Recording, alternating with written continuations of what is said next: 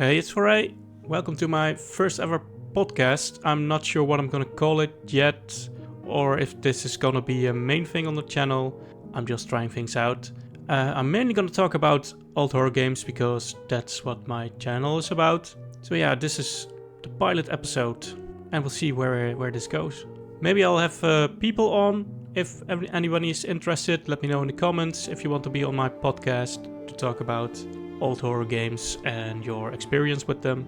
So yeah, let's dive into the first topic. Today I want to talk about Zeddas, Servant of Sheol. I think that's how you pronounce it. I'm still not sure.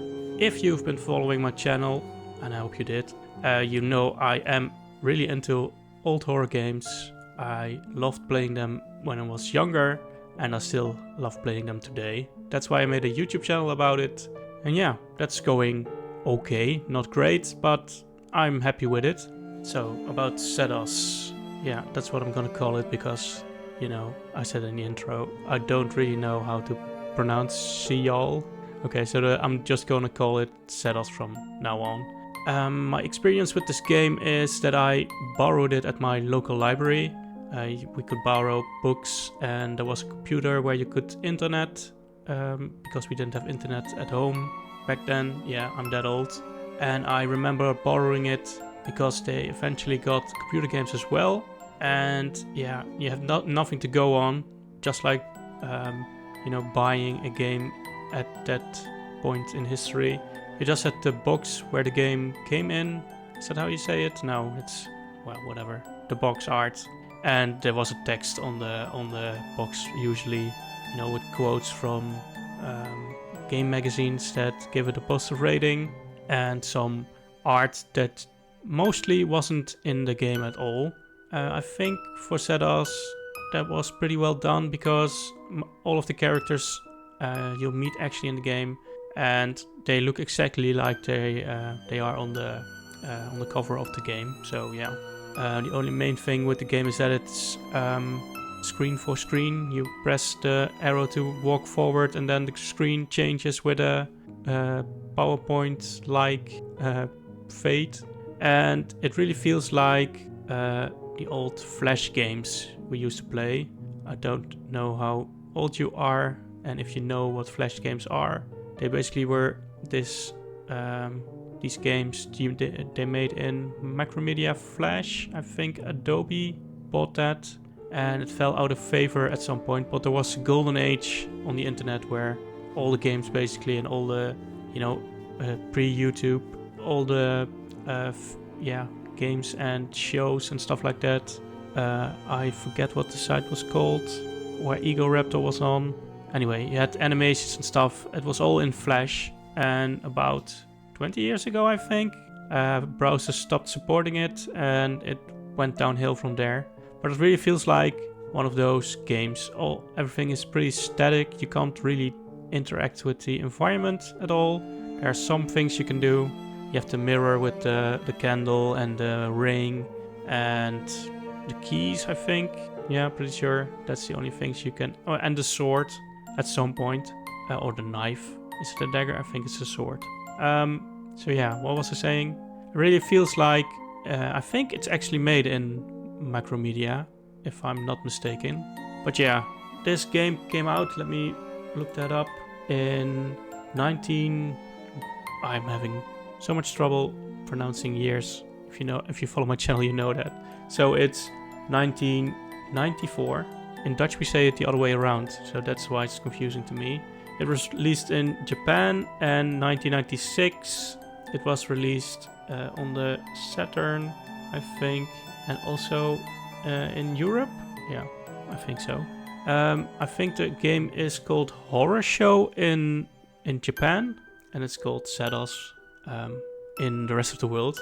Yeah, that's pretty much what I had to say about it. I really loved playing this game, and I don't really know why, because I liked it. Yeah. I like the intrigue and the atmosphere and the dark.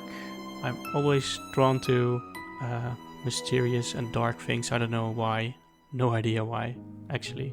But yeah, that's why I started playing horror games. And I remember that my friends that came over never want to play it because they didn't like it. They thought it was boring. They never wanted to play with me. So yeah, I ended up playing other games like Warcraft and stuff. So yeah, I was basically on my own, and I don't really know anyone who also enjoyed the game. So yeah, and that's a bit of a segue to the impact and the reception of the game, because if you look on Wikipedia, it's a mixed bag. Most of the game magazines didn't like it. They thought it was tacky and shitty. It's one of the comments. So yeah, but there is a sort of a cult following for it. It's a really obscure game, I think, or at least it was, because if you now Google it on, if you Google it in Google, right? Pro tip: don't use Google. Yeah, it's on abandonware now, so you can just download it and just play it. It's a bit of a pain to get it working because you have to install Windows 3.11 or 3.10, I think, to actually run it. So you have to make a DOS box and install Windows on there to actually even be able to run it. I don't think there's a web-based client, but don't pin me on that. Yeah, so it did make an impact on the horror scene, but yeah, it wasn't received very well, and that matches sort of with what I was saying about I was the only game that liked it. I was the only person that liked it, actually. Yeah, it's a bit, I think, my first actual horror game, because I played Day of the Tentacle, now Maniac Mansion at my nephew's house, my cousin's house, sorry. It's also confusing. We just call it nephew in the Netherlands. It's the same word. So if you didn't know, I'm Dutch. Should be obvious. Yeah, so that wasn't actually a horror game. I think you could label it as a horror game, but it was more of a point-and-click adventure. So I think it was the first horror game I actually played. Yeah, and I think Alone in the Dark was the second one. Alone in the Dark 2 we had as well, because the cousin of one of my best friends had that on CDs. So he borrowed that game quite often, and then I was able to play it at his house. I eventually got my own copy, just like with Zeddas. And I think we played The Seven Guests at his house at some point, but we couldn't figure out any of the puzzles. I really should play The Seven Guests on my channel.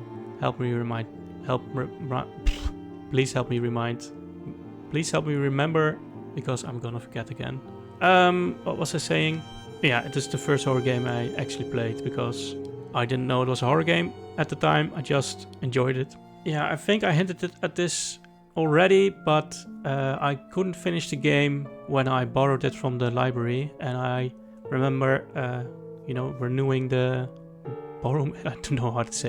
renewing it so that I could keep it longer, and then I had to eventually take it back to the library, and I think I remember borrowing it again at some point, but I never could finish it, and then the library didn't have it anymore because they swapped out with other libraries, I think. So it wasn't until the longest time that I could find it on the internet. I think I downloaded it via Kazaa or Napster at some point, but it was never the actual game until I got lucky someday and I was able to download it. I immediately burned it to a CD, so I didn't lose it. But I think it was in the public domain then already, but you didn't have sites like My Abandonware or archive.org where they kept games like this. So now you can just download it anywhere. So it was, yeah, I've got this thing. Every time I get a new computer, the first thing I do is install Windows 11, 3.11, and then play the game. I don't know why. I played it on the channel as well. If you want to check it out, it's horrible because it was my first ever live stream and I was really bad at it. I still am, not gonna deny that. But I was really quiet and I talked in a funny way because I wasn't used to recording myself yet. I didn't have a face cam back then, but yeah, it was the start of my channel. So that's why I keep coming back to it. Also did a Is It Still Scary video about it to review it. Actually, that's my review series. I should really pick that up again. But yeah, I stopped playing old horror games for a little while because the reception isn't that great. and my indie horror games get a lot more views. But I really enjoy playing old horror games. I'm doing Clockwork at the moment. Just finished one ending, but there are a dozen, I think. I got ending F, so be looking forward to that. Yeah, and I don't have anything else to say actually. I hope you enjoyed this podcast. Let me know if you want to be on it. Maybe talk about your experience with old horror games. Let me know in the comments if you ever played Zeddas, or if me playing it was the first time you ever heard of it. Yeah, there's also a second and a third one. I tried playing the second one, but it's in Japanese only, so there's no translation for it as far as I know. I even tried a real-time translator so that it would translate the text for me, but I couldn't get that working. And the game is even weirder than the first one, and yeah, I didn't really get into it enough to do it in a Japanese version, and I haven't been able to play the third one. I don't even know what that's called. I should look that up. Maybe that one's better. I don't know. I think it's called Horror Tour. I think it said Horror Show in the beginning of the video, but it's Horror Tour. It's called Horror Tour in Japan. So yeah, I don't know why they changed the title, but they did that back then. Just like Mario, Princess Peach was Princess Toadstool in America, and Bowser was called King Koopa. I never got why they did that, but that's just me. So yeah, that's it for the first episode. Let me know if you liked it, want me to do more, or just stop this nonsense. Be very honest. Don't mind. I'm not a very fragile soul. How do you say that in English? I don't know. Yeah, so that's it, guys.